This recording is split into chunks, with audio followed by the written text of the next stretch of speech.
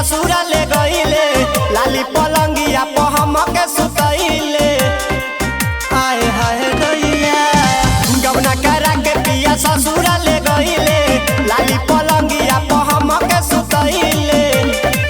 मजा मारी ले ले ओढ़े के रजहिया रजहिया रजहिया कमरिया दुखाता आहिर दैया कमरिया दुखाता आहिर दैया कमरिया दुखाता आहिर दैया कमरिया दुखाता।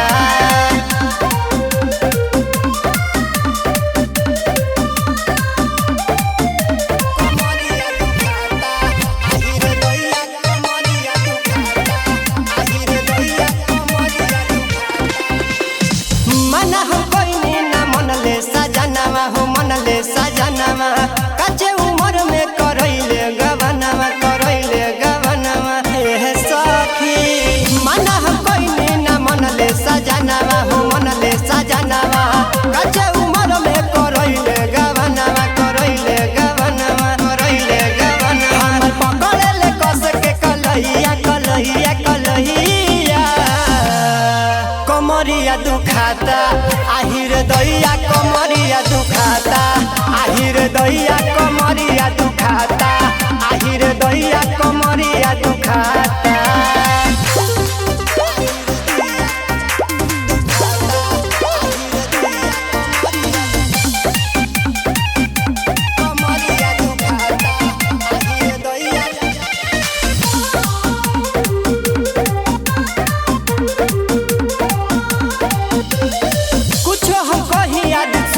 सजनवा हो सुने न सजनवा हरदम रखेले खाली वही पौधे अनवा हो वही पौधे अनवा।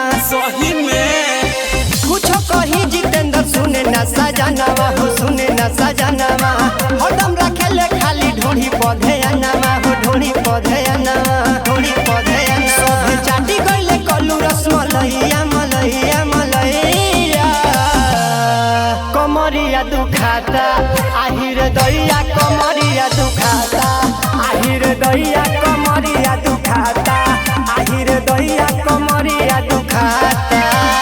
Presented by Chandni Studio।